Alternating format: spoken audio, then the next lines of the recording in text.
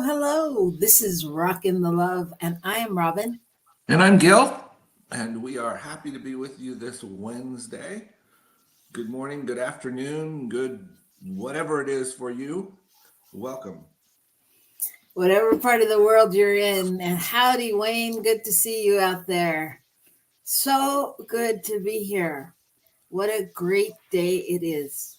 I'm very excited about our having a little I, sneak snack. I snuck a snack.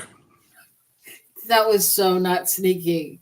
Oh dear God, have I taught you nothing about being camera ready? All right. Well, if everyone has a sneak snack there, join in. Apparently, we're having snacks. Okay, back to focus. So I'm very excited today about our guest, Bonnie Morgan Gonzalez. Bonnie Gonzalez, if you didn't see her on our show last year, um, and if you haven't seen her on her very own show right here on New Thought Media Network, then you're in for a treat. And we're so excited to have her. She is a grief doula. And um, and I'm very excited today. We're going to talk about grief as a new beginning. That's an interesting concept. It is, but I think that's kind of where we left off last time, right? With Mm. grief is more than just death and dying, and so really, what does it mean and what do you do with it and how do you take it into the newness that it can become, right? Yeah, how do you allow it's for me anyway, it's something about how do you allow the old to fall away and the new to come forth. There you go. So we will work on that and see that. And hi, John. Welcome. John says he's ready. He's yeah. We're all ready. We're all ready to let whatever we're grieving. God knows we. Oh, I don't want to get started right now. There's plenty. So first of all, I just want to say welcome. I also want to send out a special prayer right here and right now for two of our very good friends. Teresa Gardner and Elena Hutchinson, who are taking their final oral panels to become this REV thing that y'all want to do. So I'm sending. What's that? They're becoming RVs. What's that? Okay. So they're taking their ministerial panels. Is that what they're taking? Yeah, they're taking their ministerial panels. Can you not act like you're only in the room with me? Can you act like other people that you might want to impress or at least have them tune back in? Okay. Oh dear God. Hi everybody. Okay. All right. So okay, John says it's fun though. All right, we're having fun. So join into the fun. So what I want to know is, how was your week? My week has been pretty good. I've got what's the last day of the month. I got several things to finish today. And it's just been continually moving. I got out on my bicycle for about 20 minutes the other day, which was very exciting. So that was good. Yeah, it's unseasonably warm here in Albuquerque. So What does that mean? Like 50s? Yeah, we get up to the high 50s, which is nice. And at night it just hits around freezing. It doesn't drop below too much, so that's good. That is good. Yeah, haven't been burning the gas quite as much to keep the house warm, so it's a good thing. How about you? How's your week? My week is good. It's been a pretty good week. My biggest accomplishment of the week is that after 2 years of trying to get into my hacked Facebook account, I have succeeded. I'm back, Facebook. Yeah, it's so crazy because it's like, it's not even that I really wanted to be back, but I felt like I needed to be back in order to to do certain things, and it's fascinating because like I feel like I don't know what I'm doing there, and yet I can't tear myself away from it, which is always the joy of social media. So anyway, so that was great to get back into Facebook, and man, it took some real determination though, because people kept trying to tell me my account was gone, and I was like, no, it's not, because I kept getting notices from it. So it's interesting. So Wow. that's my I just business. can't believe you got back in it. That's just, Right? We with all the tried. rigmarole. We tried, and we tried with several people more knowledgeable about those things than us, and all of those good things, and nothing. But it's done. I'm in, and it's just crazy. Anyway, that was a good thing, and I'm wearing I decided I was going to save it till next week, but I decided to wear my official almost spring training outfit Oh, I see. because spring training starts in February, and I'm Okay. excited about that. And yeah, I'm very excited about that. I know. I should wait till get through the Super Bowl, but I'm excited about that. And I'm excited about the Super Bowl. Actually, I think it's going to be a good Super Bowl. All right. Well, So that's my week. all And, right. I actively, well, part of getting the Facebook back was part of because I actively am looking for some kind of job, work, income, finances. I'm available if anyone wants to hire me to Free do it. gifts, whatever works. No, but in today's world, it's like you've got to have all your social media up. I was like, they're going to go to my Facebook, and I haven't posted since 2022. So anyway, but I'm back. Well, So I find it interesting that whoever stole it from you decided it wasn't worth hanging on to. I don't understand that. They just let it go. That's right. yeah, I don't think it really works that way, but that's not the show today. So I still have one of those hanging out there too. So, yeah. all right. So other than my Facebook, tell me the good news of the week. The good news.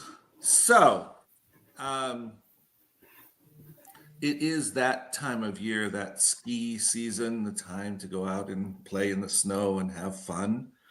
And apparently, a couple of snowboarders were at Palisades, which is the former Squaw Valley in Tahoe, and they went up one of the lifts that goes up to one of the big uh, high places, and they were a little surprised that the lift was open because they thought, it might not be because of conditions, etc. By the time they got to the top, though, it was basically white out. And as they were trying to start down the hill, people on the lift were yelling at them because there was an avalanche coming. Mm. And they actually got caught in it and were able to ride it like a water slide is the way they described it for a ways down the mountain, and then ultimately stopped and in such a position that they could dig themselves out because they were under the snow, but they were able to dig out. And as soon as they got out, they realized there were a couple of skiers right near them who were not able to get out, and they were able to out as well. Wow. And so they ended up being the first responders on the scene for those folks as well. I mean, nature's powerful and harsh, and again, apparently, if you roll with the punches right, sometimes you can come out okay. And people are willing to stick their necks out for other people, even when they don't know them, because they had no idea who these other people were. Right. They just started digging when they realized there was somebody there. So that's amazing. That's great. But I've read several articles this year about avalanches in that area. So it's interesting around Tahoe. Yeah. But good to know that these folks are out there and they're willing to jump in and help out. So there you go. It is good to know. Good to know. Good people. Well, I wanted something that was somewhat relative to our guest. And so I found this article about, uh, you know how like dopamines are the chemical that, drive you to seek out intimacy and everything from, water to intimacy to whatever you want.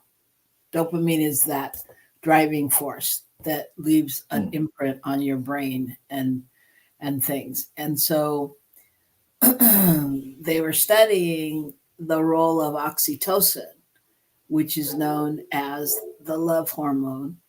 And it's been studied in the context of human and animals a lot. And it's like the dopamine. It's the reward hormone that's responsible for why you want to be with some people more than others. And so they did this study on prairie voles. And that's a prairie vole, for those who don't know, because I didn't know. It's a small rodent, but it's one that mates for life. And so scientists at the University of Colorado found that dopamine is also responsible for these little animals to want to be with their bonded partner. And so they did this study, and they did this study where they took these animals. It actually sounds a little cruel, but they took these animals and separated them and gave them, like a study. They did a study of like there were like these tiny fiber optic tests in order for them to get back to their partner. And they did it in one experiment. They had their partner separated by a gate where the vole could get through if she pulled the lever. And in another experiment, they were separated by a fence. And they would do it. They would go through and they would get back to their partner's side. They scaled the fence to get to the partner. And they had one where the light would light up, and when she did it, scale the thing, it should light up, and then she'd go over and snuggle with her partner. And then they did another one where they'd have a stranger on the other side of the fence, and the dopamine would get dim, and the vole didn't work nearly as hard to reach the other stranger. And in another trial, they took the pair that was bonded and they separated them for 4 weeks, which, while it was difficult, and it would be difficult for human lovers to it was an eternity in vole time to be apart for 4 weeks. And the chemical signaling of dopamine after that event, they noticed that their brains would start to protect their reproductive potential and from endless loss or unrequited love. And so what it was showing after all that was that after the 4 weeks, they were not as apt to go back to each other. And so for this particular study, it was showing that it is possible to have a reset after a loss, that with time and with space, and when you're going through a subject and they say time heals all wounds kind of thing, they're saying that chemically speaking, that could be very true. And that it's possible that, that kind of loss will fade away. So I thought that was interesting. I didn't think it was so good for me and you.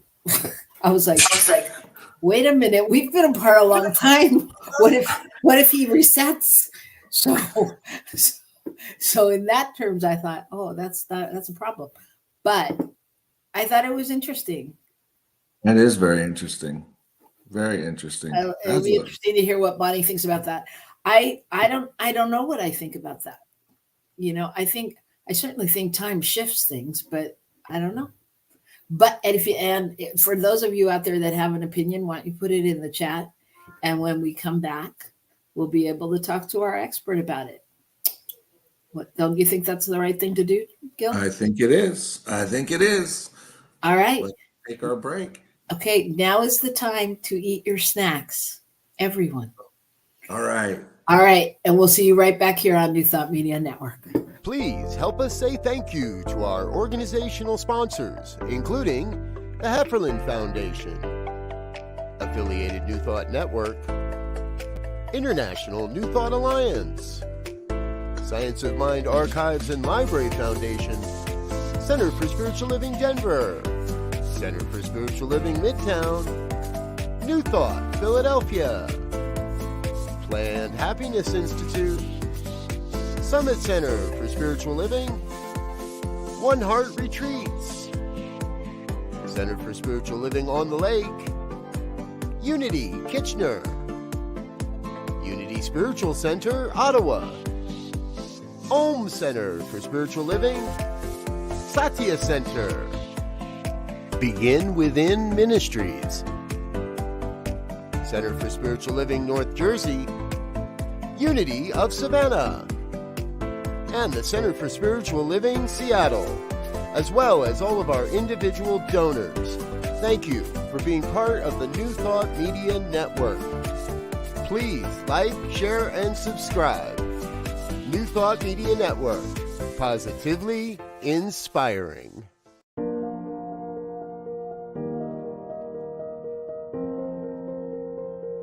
It was a treat. It was a bonding. It was a celebration of men. It was a celebration of men who want to deepen in their spiritual awareness of one another, of themselves. Welcome. We are a brotherhood of spiritually minded and open-hearted positive men. We invite you to join us.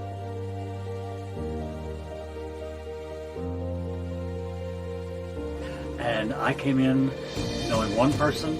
I left knowing all of the group. And I feel like I came in knowing meeting strangers, but knowing and leaving brothers. Come experience the New Thought Men's Gathering, Foundations 2024. Friday, March 15th through Sunday, March 17th.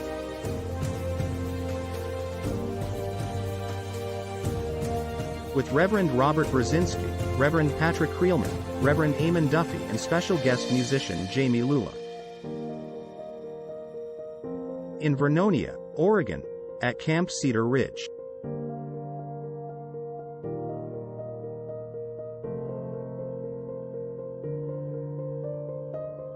Learn more and register at www.newthoughtmens.community.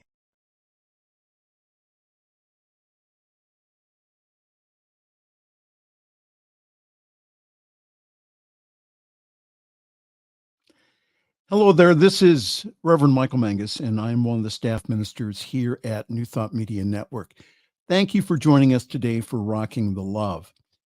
Well, during this time, Reverend Dr. Robert and Laura, and also our team, are over in Kenya representing us. And I thought that we would take this opportunity to do some special fundraising for the network. And again, it's not that we need the money, it's that we would like you to partner with us to take this powerful message to the world.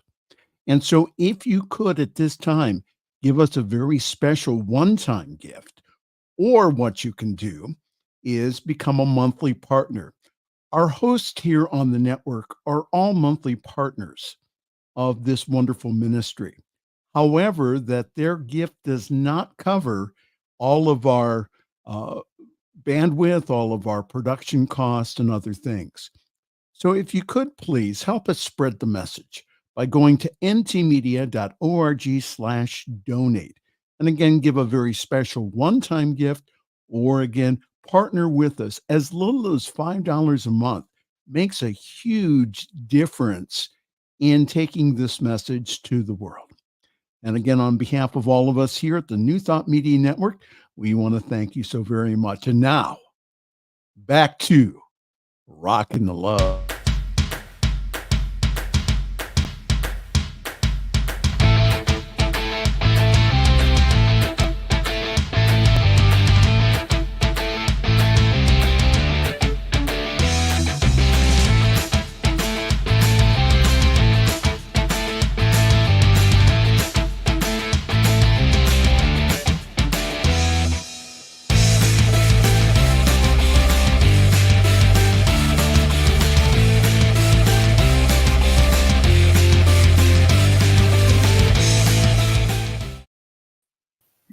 And we're back.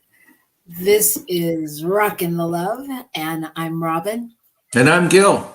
And we are grateful you're with us as well. And we're excited to move into our theme of the day. We are, but before we do that, I want to thank everyone out there that is a donor. And especially, I know we have some monthly donors out there. I know John is a monthly donor, and I don't know who else is out there, but I am so grateful for all that you do and all that means to the station. And so, as Michael said, producer Michael, if even as low as $5 a month could make a difference. And just it's as if you're buying a latte, right? So buy one for us. All right. Now to our guest. Da, da, da, da. What's our theme today? Grief is a new beginning. Grief is a new beginning, and our guest is Bonnie Gonzalez, your doula for grief. And there she is, bright and shining. Hello, my friends. I am all prepared to rock the love. I've got my heart right here. All right. I saw that Wayne put in the chat, white heart. So I've got this multifaceted heart. So thank you. Thank you. I am so excited to be here. I really am. I've looked forward to it. And to those that are watching, I know I look a lot older than Reverend Gil and Robyn, but they really are my parents. They birthed your for grief. They birthed me. They gave birth to me, so they have to take responsibility for me now. But no, I just love them. Love both of them. It's just like being with family. So I'm just super excited. I'm like a kid that has come home from the holiday that has come home from college to be with mom and dad. So thank you for having me. Well, We're glad you're here. We're Yeah. glad you're here. And we know Yes. that you do some incredible, you do some really good work around helping people understand grief and what it is and what happens with it. And interestingly enough, the theme throughout Centers for Spiritual Living this last month has been about a new day and a new beginning and that whole concept. And it seems like, there's the thought that can happen with certain things, but it doesn't happen with other things. And I think you're here to challenge that concept a little bit and suggest that perhaps, just a weeny bit, just a weeny bit. Rev Gil, I feel that my work in the world right now, and my passion too, is to help people understand grief. I think I said this on the last show that grief got a bad rap. Just want us to start to see grief for the superpower that it holds. And it definitely is a human experience that really, rocks your world. And a little bit before we started, I talked about this being on today and getting people to understand that grief is not always about a death. It's not always about a death. So I think if we can start to shift our focus away from it being about death to it really being about a loss. And of course, yes, death is the biggest loss, the biggest challenge that we will experience as humans. I take my hat off to that. I give it its place of honor. But we suffer a myriad of other losses that happens. Oh, there's a website that's there. Yes, thank you. Other losses. For instance, I was with some friends. I was doing a vision board on Sunday with some new people. I don't know. I didn't know them. But the woman that was sitting beside me started talking about, oh, she was supposed to have been getting married last week, but the wedding got called off the day before. And she was truly feeling misplaced, didn't know where to go. She was still in that, what I call deer in the headlight look or phase of being in grief, where you're just totally in shock, like her world had been truly turned upside down. And then she was saying, well, I'm just moving my things out of the house that we shared. And she was saying, I don't know what I'm going to do with my life at this point. And that's what I wanted to bring home with grief as a new beginning. That when we have those kind of losses, it is a point, it takes you to that point of, wow, what do I want to do now? Or where am I going to go now? Or I am just so numb, I can't think about where I want to go. And so with that, and I could talk a lot about this, but I'll give you a chance to, is there a question or anything that you wanted to bring in before I continue? Well, it sounds like you're really talking about a new point of inquiry. You're talking about kind of going beyond what we know, or what Right. in some ways we're so on autopilot, having watched our family or the world or whatever deal with grief, that we have these steps, and it's so much more than that. Yes. Go ahead. Yes, I was going to say, I love that you say it is about self-inquiry, but that self-inquiry has been caused by an event that you hadn't planned to take this journey into self-inquiry. That wasn't a part of the plan, that it happened because of this loss. Right. So turning a loss into an opportunity, and not to do any kind of spiritual bypass at all, but just to realize that when you have a loss, that is an opportunity. Robyn, I love what you're saying about self-inquiry. Well, it's interesting because I didn't say self. I said, oh, you did. Inquiry. I said, it's okay. But I said a different point of inquiry. And I think that is one of the points, though. I mean, I think Right. different ways to go in, Mm-hmm. Yeah, different. That's perfect. Different avenues.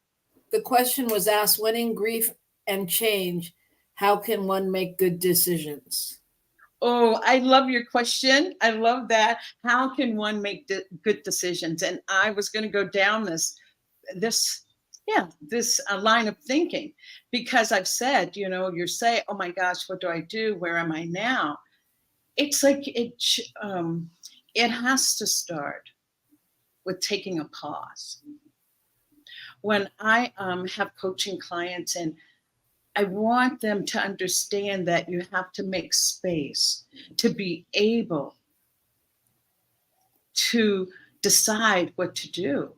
And how can we make space if we're continuing our daily patterns of doing whatever it is, going to work, caring for, our loved ones, that I offer people to find, if it's just 5 minutes every day, to be quiet and to be still, to even get in touch with yourself, to just sit for just a few minutes of just in silence, stillness.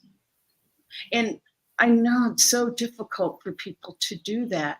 And that's why I always say baby steps. If you can do it for 2 minutes today, 3 minutes the next day, by Friday, maybe 5 minutes, but 5 minutes of just being still, just being quiet, to hear what's there, to hear what your thoughts are, and treating yourself very, very gently during this time. No beating up on yourself, doing what you can do. But if you want to know what's the next steps, we have the question. If we have the question, we also have the answer inside. We also have the answer. And I've said this before that, having friends and people that we can talk to, or, groups or group therapy, psychotherapy, coaching, counseling, those are other ways of being able to get in touch with what we're feeling. But the biggest thing is just getting quiet and being in stillness. And everybody is so different. I had a couple clients that say, oh, I just can't get quiet and still and go within like that. That's just not me. Reverend Gil talked about his bike ride. That could be his time of going in for stillness. I had another that I just said, okay, you love to walk, or he was jogging. Oh no, I don't think you can say jog anymore. That's not correct. Oh, running. Someone said you don't jog. The only thing you do is jog your memory. So that's why I said, and I asked him, okay, for 1 week, can you not run? Can you walk? Can you do a walking meditation where you do it with mindfulness, where each foot, you're aware of how your feet are touching the ground. And I say, just imagine with each step that your foot is being kissed by the earth, connecting back into the earth, connecting back into ourselves and being grounded. So there are ways that one can go within. There's no one size fits all. We're such beautiful, unique creatures that what works for one doesn't work for everyone. So honoring your uniqueness is another way. I have a question, and that is, how do we recognize that we're dealing with grief? Because my sense is that most of us are not even aware that that's what's happening. Thank you for that. And that is a wonderful question, because I myself was in just deep, deep grief and did not even recognize that. I didn't recognize that until I was a distance away from it.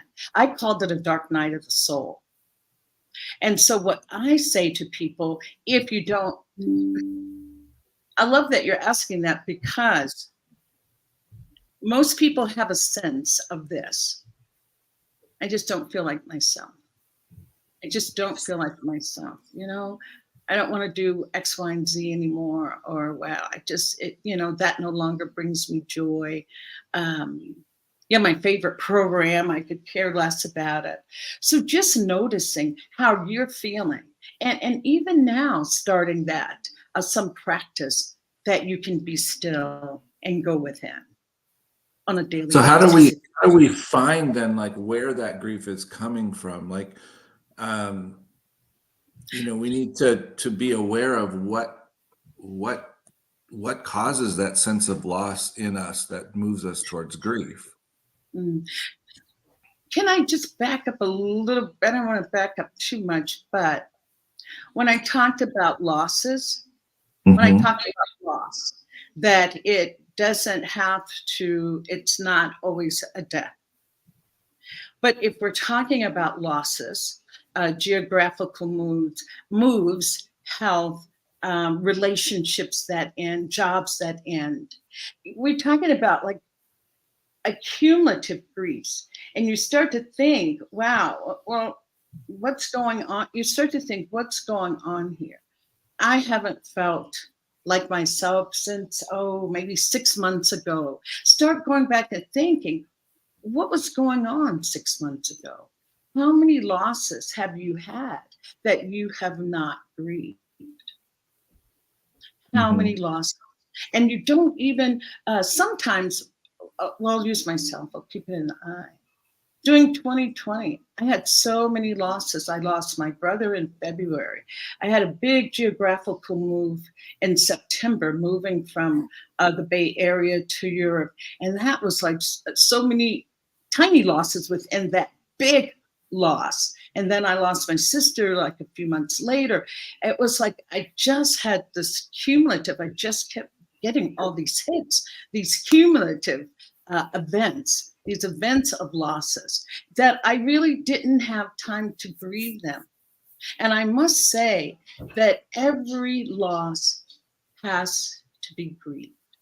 That's just the way it is. And some losses are like, I had a guest on Monday, and the equivalent of a deep sea diver going down with the headlight, because it's so deep that some of our losses get kind of buried so deeply. But just like that ocean, they will eventually rise up. And that's what may catch you off guard. Like, whoa, I don't know why, why am I feeling like this? I just got a brand new car. I've got the job that I've always wanted. But is there some loss that you did not grieve or mourn that is coming up? Brings up a really good point. What about the loss that occurs when we give up our old car to get the new car? Yes, you still grieve. Yes. Your old Betsy was always reliable and chugged right along. Yeah. And you know what is helpful, and we'll have to do some other show around this, especially when you have that loss, you gave up the old car to get the new car, or you got the new job of your dreams, but you had to leave the other job behind. And that family and that whatever was in there, whatever energy was in that mix gets left behind. And this is where it is just about simple awareness to say, I am so, I called my own car Brown Betty. I really miss Brown Betty. I was sad when the guy brought me the new car and I see him driving Brown Betty away. It's like, oh, Brown Betty, thank you. You were with me for 14 years and Brown Betty. So I did a little ritually thing around it to honor Brown Betty as she went on to her next greatest and best to be. But true. Yes. But I really feel that it is okay to say that you're sad around something. It is okay. Most of us feel like, what is it that people tell me so much? I hear so much. Oh, but you're so lucky. You get to travel and live over here. Oh, you're so lucky. And when I try to say, but I miss my friendships that I had in the Bay Area. I loved my friends there. Oh, but you're wherever and it's more exotic. You really need to have that support of somebody just saying, and I'll put this out there now. If you're the person that's listening to someone, just listen. Just say, wow. I'm thinking that it must be great, but thanks for sharing that this must be hard. Oh, yes, this is hard. I can understand that. So being honest with what you feel. I always say that grief needs to be heard. Grief needs to be validated, and it needs to be shared. So I'm curious about that. I'm just curious about how does that work with kids? They can't always express all of that, we have our teenagers that moved, and they can talk about, I wish I was in Oakland, or I wish this, but they can't really express in the same way maybe that I could. A different spectrum. And I'm curious, on those days or those times where you don't know exactly what you're grieving or why you're sad or what's going on. Like how, what do you do then? I'm going to say it this way. Kids learn how to grieve from us. You can believe they are watching. They are listening to what you're saying. They're watching your behavior. I say with that, the best place to talk with your kids, especially teenagers, the best place I've found and can recommend is in the car. When you're driving them to or from or here or there, there's truly no other distraction. But now we have cell phones, right? That can be a distraction. But just offering a space or place to say how you're feeling, offering it in a space of not at the baseball game. Oh, I'm feeling really down right now. You know, I really enjoyed those baseball games back in Oakland. Offering how you're feeling when you both are in a space that is conducive to being heard and to having it received by them, and leaving a space for responding. Leaving a space for response and not trying to make it, at the dinner hour, because some children are more, as you both know, more reserved than us. Children are just like us, multifaceted, different personalities, and your child. This child will be better under this circumstance or under another circumstance. Just two differences. But I say, just remember, they are learning from you. They are learning from you how to grieve.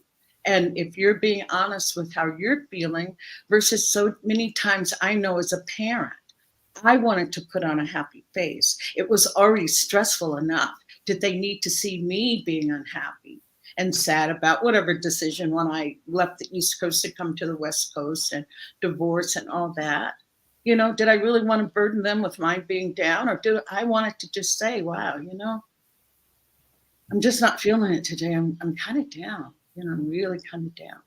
And just saying what you're feeling then gives them the permission to say, yeah, I hear you. I feel you. I know what you're saying. Or they may say something totally different. And I know both of you really encourage dialogue and saying, tell me more about that. I'm curious when you said X, Y, and Z. Right. So I hope that helps.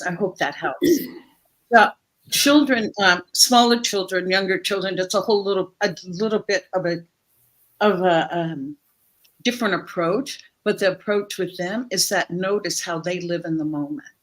Answer their questions about loss and sadness. Answer their questions. Keep it simple. And if they're playing, their type of emotions come up more in the moment, more in play. So being just a little bit more aware and listening and like, oh, did I hear and whatever. So anyway, I hope that helps. In children and grief, it's truly a specialty, But so much truth comes from children. Oh, children and children, and they have no other. They don't have the filters that we have. They haven't developed that ability to suppress what they're feeling. So they're more likely to be just honest. Where we've learned how, oh no, I better keep that in. Right.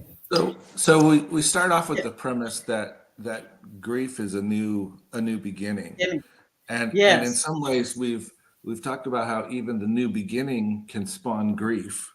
So, I mean, yes. So what is it? After we take that time to be, to allow the grief to flow through us, how do we allow it to propel us forward? How do we allow it to become the springboard to that new beginning? Right. Thank you. And I just want to say this, you just brought up another point, that it's, people have the impression that once you grieve something, okay, that's done. It's tucked away. It's put in a nice little suitcase and, or put in a box and put up on the shelf. No, grief is always with us. It's about learning in life to move forward with that grief. Saying, for instance, just saying, wow, I'm in a new place. I don't know exactly what I'm going to do. How am I going to navigate this? What's going to happen? Even though I'm like, I made this decision to be here.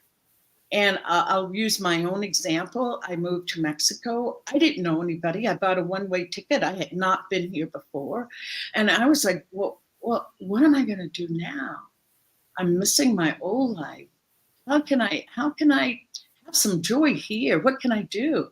And I went out and bought a little tablet and a pen, and not using my cell phone, but I brought a tablet and friend. And when I met people, I would just say, I'm new here. Do you mind if I have your name and number that I could call, in case I need some information or just as a resource? And people were so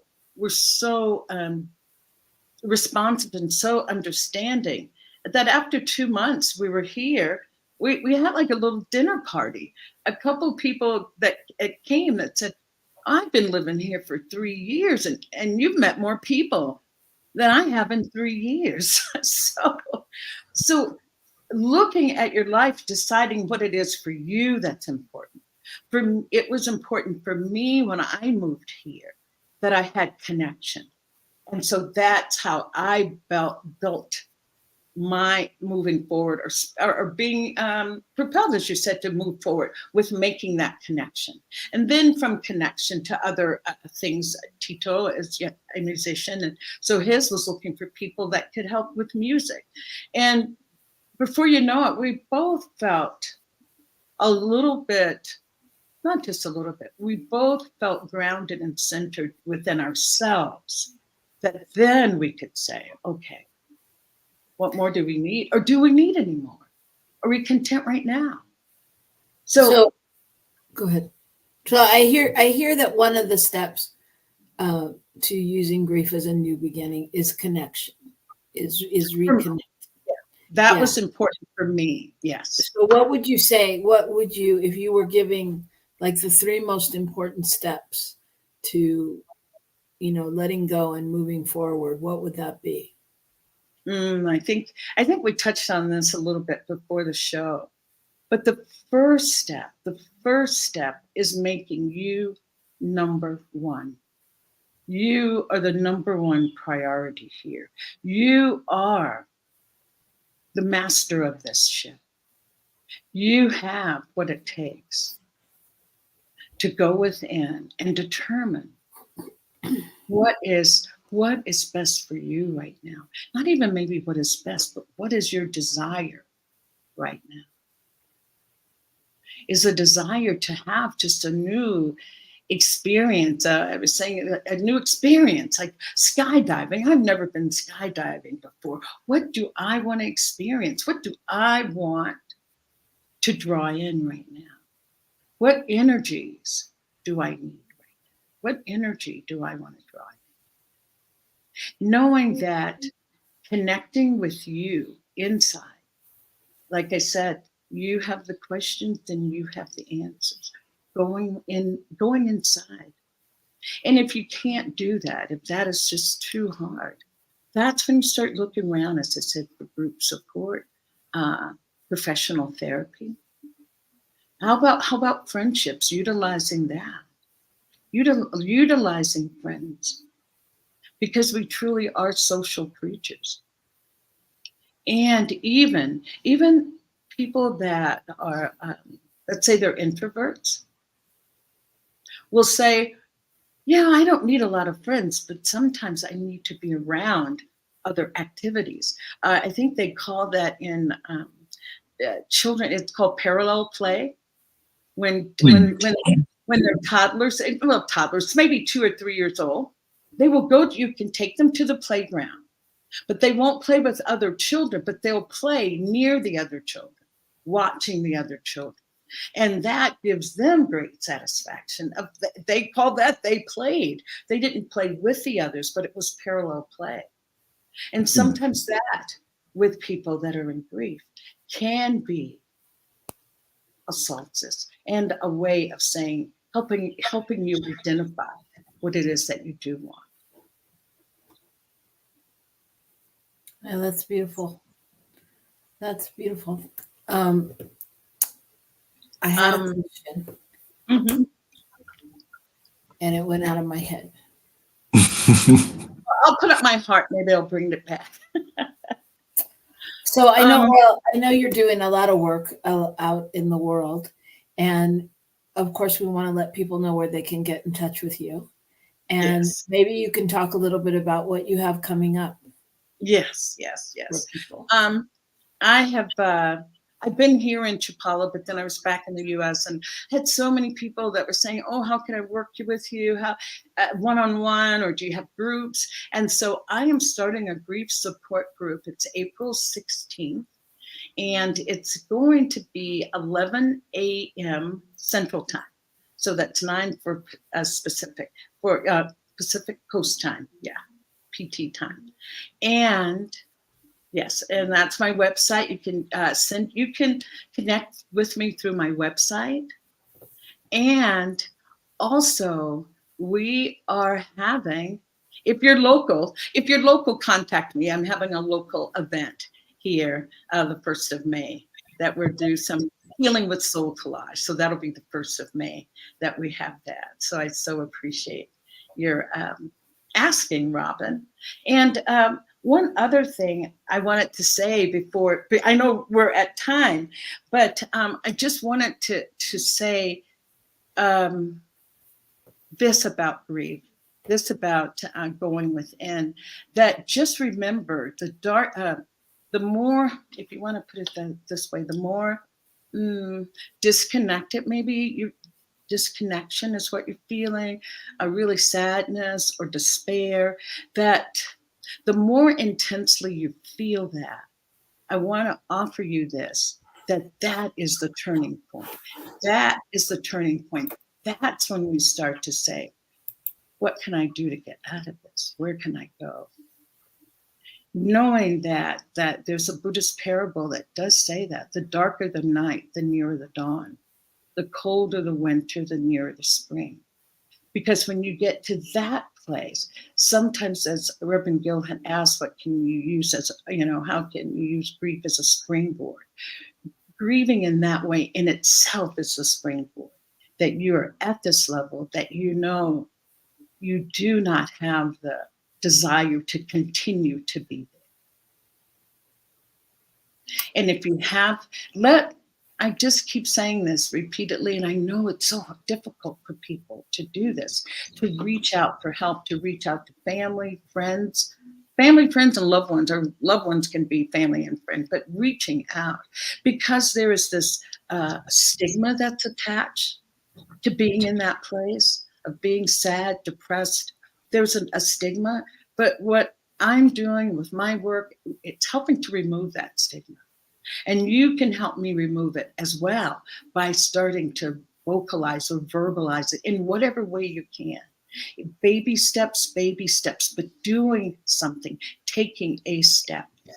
Yeah, taking a step. And I would say, I would just add to that, and you can tell me if you disagree, but I would just add to that by saying, when you reach out to family or friends or loved ones or whoever, there's that, to make sure they're supportive. Oh. Because you don't want someone to keep you stuck in your story, or that isn't nurturing, or you want somebody is really a space for you to be able to be. Yeah. So what we're saying, share, you should be wise in your sharing as well. Yes, selective sharing, selective sharing. And what I wanted to say is, let's not leave out our spiritual practice. Let's not leave out our spiritual practice, not using our spiritual practices to help suppress things, but using our spiritual practice to say, oh, I have support. I'm not alone. Divine Holy Spirit, you're welcome here. Come fill this atmosphere. Know that you're not alone. Falling into your spiritual practice. Why have a spiritual practice if you don't use it in the darkest hour? And knowing that just because you have a spiritual practice does not mean that the roller coaster won't take a while dip down. Yes, you can ride high, but it's going to dip. And so I don't want to proselytize in that way, but not beating yourself up saying that, oh, I'm not practicing hard enough, or I'm not believing hard enough, or my faith isn't strong enough, because I find myself in this valley. And just like that, our guest, Bonnie Gonzalez, has found a reason for us to invite her back, because there's so much more to talk about as we unfold this thing called grief. And as we set our intention to let it go and to work through it and to let it inform us and to take us to new places and all that good stuff. So we thank you so much for this invitation. Thank you. Yes, grief is our friend. Let's remember it, that grief is our friend, that when it shows up, it's a friend that wants to give you a sweet message, that there's a message there in it. There you go. It's all about recalibrating that energetic and that thought process, right, of what we think it is. Yes. So we just invite you to allow grief to be your friend. And we thank you for letting us be your friend. And we thank you, Bonnie, for joining us today. And we thank our producer for showing up every week and in the magnificent way that he does. And we're just sending blessings to everyone that's over traveling in Kenya. And, you know, we're all out there rocking the love in our own way.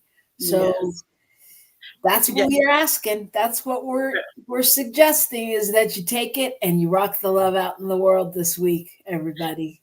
And I just say, make this year about you. Make this the year of you. Start that right now. Make this the year of you. There's nobody else that deserves it more or is worthy of it, more worthy than you, of having this be the special year. Thank you. So take the love and rock it, everybody. It's about you. Love you and see you next week. Ciao. Bye.